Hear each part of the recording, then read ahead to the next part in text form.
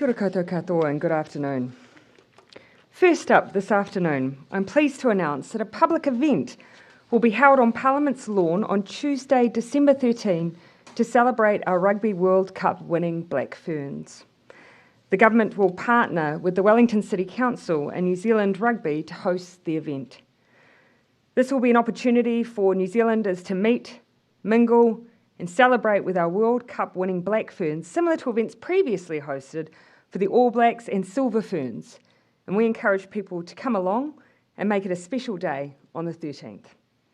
I also want to acknowledge the Black Ferns who scooped the major awards at the World Rugby Awards in Monaco today, with Captain Ruahei Dement winning Women's 15s Player of the Year, Ruby Tui, Women's 15s Breakthrough Player of the Year, and Wayne Smith Coach of the Year, as well as Black Ferns legend Dr. Farah Palmer winning the 2022 Vernon Pugh Award for Distinguished Service.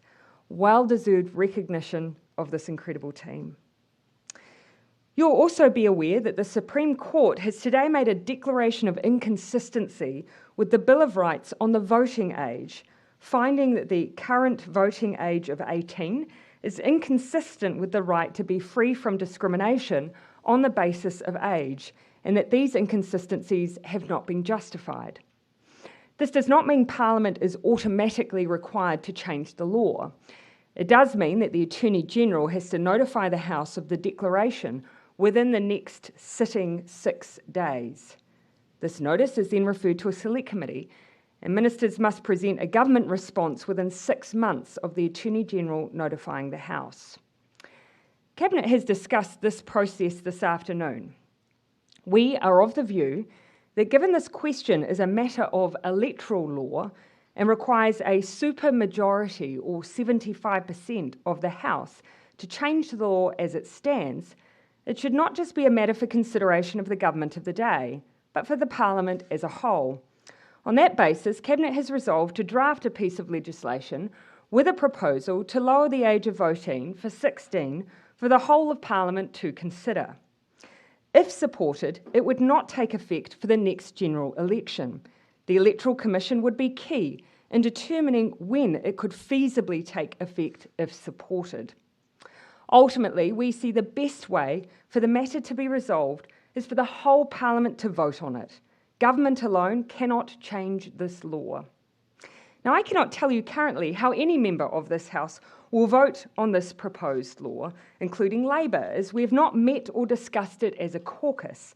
What I can tell you is that this is a matter where I hope parties feel that they're able to have an open debate and discussion that isn't based on politics, but on their own values and principles. Now, to the week ahead. I'm in the House on Tuesday and Wednesday, before heading to Hamilton on Thursday, and then on to the Chatham Islands on Friday. On Wednesday, I'm meeting with the Director General of the World Trade Organisation. It follows my trade mission with a delegation of New Zealand businesses to Vietnam last week, during which we secured an upgrade to our free trade agreement with the Association of Southeast Asian Nations in Australia. 2023 is going to be tough for the entire world. New Zealand is no exception.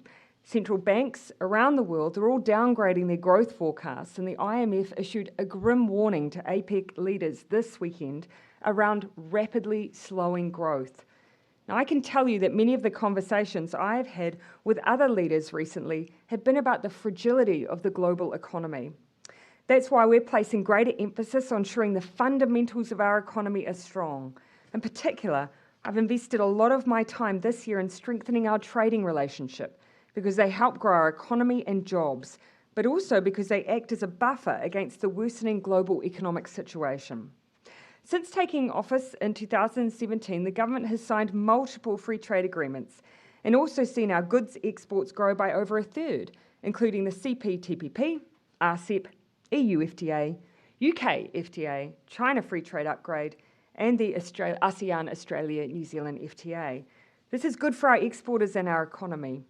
Here at home, we've focused on addressing the high cost of living, which is impacting the lives of most New Zealanders, and is the reason that Dr. David Clark is with me today.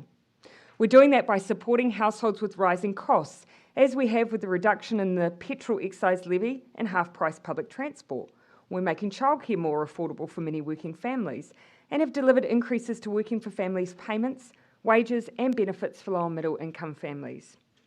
Factors which mean New Zealand is well placed during this period include near record low unemployment, incomes rising faster than inflation, and the government's strong financial position, as well as surging exports and our tourism dollars heading north. Our careful economic management means we are better placed than most to weather what is now looking like an inevitable global storm. But there is more we can do, which is why we're continuing to take action to help New Zealanders more directly. We know that early next year, more homeowners will be paying more of their income on mortgage repayments. We've moved to introduce open banking in New Zealand to make it easier for everyone to compare mortgage rates, apply for loans and switch banks, ultimately meaning you can shop around on rates with an incentive on banks to provide better deals. I do have an opportunity to speak directly with the New Zealand Bankers Association this month, and we'll be asking what more can be done at the level of each individual firm to support customers through the next year or so. Food shops are costly too, and we've made significant shifts in the way the grocery sector operates to get a fairer deal for people at the checkout. In June, we passed our first piece of legislation to ban supermarkets from blocking land access to competitors. We've welcomed new grocery competitors to the market, including Costco, and this week we'll introduce under urgency the Grocery Industry Competition Bill. This bill puts in place several key regulatory changes that are being announced this year to improve competition in the retail grocery sector, including establishing a new grocery commissioner to referee the sector and setting up a wholesale supply regime to require supermarkets to provide their competitors with fair access to their products. This is about giving and enabling the likes of smaller retailers and new market entrants and ultimately securing fair prices at the checkout for everyone. We aim to have the bill passed by the middle of next year.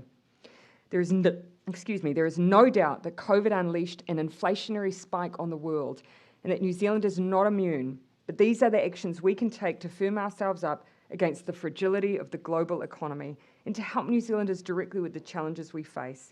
We will remain squarely focused on these issues now and into next year, and on anything to do with the open banking work and, of course, the grocery reforms. I have Minister Dr. David Clark with me today.